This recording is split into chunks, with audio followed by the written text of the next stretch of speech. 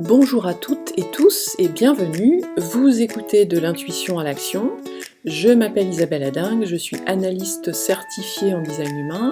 Vous pouvez retrouver toutes les analyses que je propose sur mon site. Je suis également guide de la formation Vivre son design pour l'école française de design humain.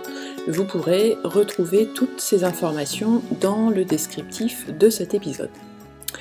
Donc aujourd'hui, Barbara me fait le plaisir de me faire un retour sur l'analyse de révolution solaire qu'elle a reçue de ma part. Donc Barbara, tu avais déjà reçu une analyse individuelle.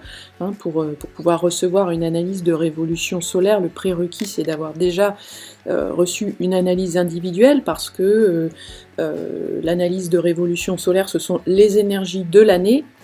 Avant de pouvoir découvrir les énergies d'une année, il est bon d'avoir reçu son analyse individuelle pour déjà avoir conscience de sa stratégie, de son autorité intérieure, et donc c'était ton cas. Donc, qu'est-ce que tu aurais envie de nous partager? Qu'est-ce que t'a apporté l'analyse de révolution solaire, maintenant que tu as un petit peu de recul par rapport à cette analyse, parce que ça fait déjà quelques mois que tu l'as reçue, donc tu as déjà un peu de recul, donc qu'est-ce que tu as envie de nous partager à propos de cette révolution solaire? Par rapport à la révolution solaire, j'allais te dire que ça faisait 6 mois, mais en fait pas du tout, ça fait déjà bien plus, on est quasiment à 8 mois de cette information et de cette expérience-là. Qu'est-ce que j'en ai reçu? Des pistes que j'avais presque déjà pressenties en amont de notre séance, et qui m'ont permis des compréhensions et des confirmations de ce que je m'attendais à expérimenter, avec une grosse piste à propos d'un besoin d'introspection, d'un besoin de revenir à moi et à l'intérieur de moi et de me plonger dans ces moments un peu isolés, mais d'accueil et voilà, très indépendant, très lié à moi, effectivement. Et force est de constater que c'était peu dire. Qu'après quelques mois, là, j'ai pris beaucoup de temps.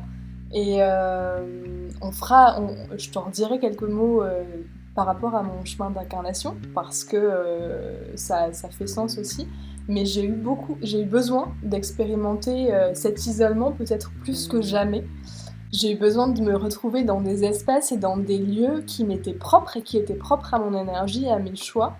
Ce qui n'a pas toujours été évident ni pour moi finalement ni pour mon entourage, parce que c'était quelque chose de beaucoup plus assumé qu'habituellement.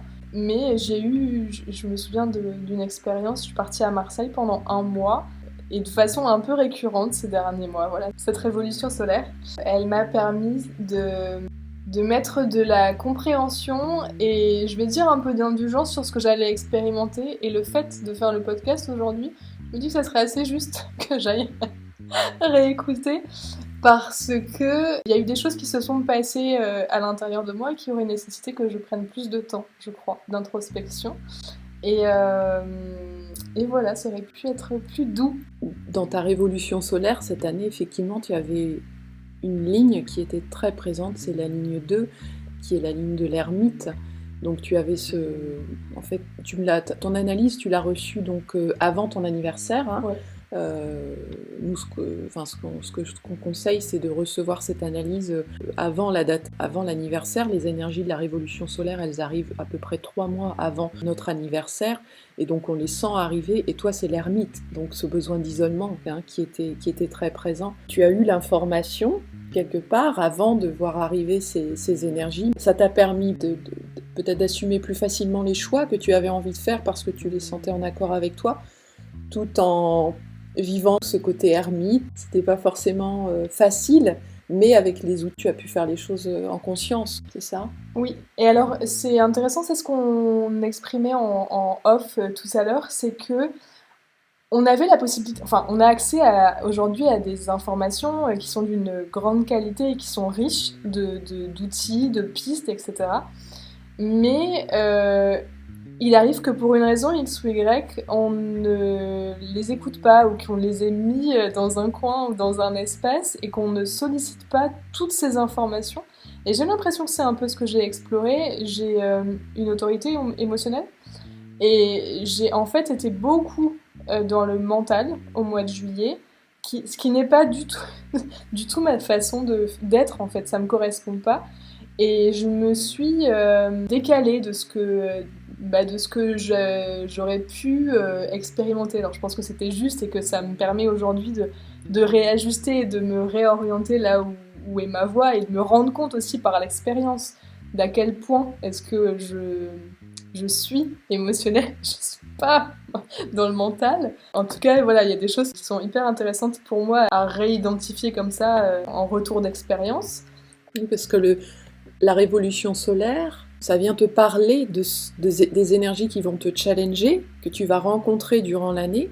Le plus difficile pour tout le monde, c'est finalement d'observer le mental sans tomber dans ses pièges. Toi, tu es émotionnel, tu as besoin de suivre, de faire tes choix en laissant le temps de ta vague émotionnelle trouver sa clarté, et parfois le mental est fort et voilà, on peut voir, lire et savoir quelles sont les énergies qui vont nous challenger. Ça aide, ça n'est pas facile pour autant pour tout le monde, mais en tout cas, ça permet de comprendre, et ce qui fait que les apprentissages de l'année, tu peux plus facilement les intégrer, Oui. En ayant compris ce qui est venu te challenger. Que ça te parle quand je le... Comme ça me parle, et je dirais qu'il y a deux choses. La révolution solaire, je l'ai intégrée il y a maintenant 6 à 9 mois. Je pense que c'était en janvier, on se retrouve en août actuellement. Et il y a aussi quelque chose de l'infusion. Et je pense que l'analyse individuelle, je l'avais intégrée plusieurs fois et j'étais revenue. Alors que la révolution solaire, je l'ai intégrée une première fois et j'ai pas remis le nez dedans. Et ben là, j'ai remis le nez dedans, mais par l'expérience. Et c'est assez rigolo parce que je pense qu'aujourd'hui, j'ai envie de réinvestir cet outil-là pour les mois qui me restent. Et un peu comme je le fais sur une analyse individuelle, je trouve que tu as des niveaux de compréhension qui descendent au fur et à mesure de ton expérimentation, de qui tu es aujourd'hui. Tu n'intègres pas les mêmes choses et tu intègres comme des nouveaux plans auxquels tu avais accès, mais qui n'étaient pas accessibles parce que tu n'étais pas en capacité de les intégrer. Il y avait tout un premier palier à passer. Et c'est un peu comme ça que je raisonne avec la révolution solaire pour aujourd'hui. Ça me donne envie d'aller réexplorer. J'aime beaucoup explorer et les aventures et l'introspection. On a parlé de moi et de l'ermite à l'intérieur de moi. Mais je pense que je vais m'offrir ce temps-là aussi.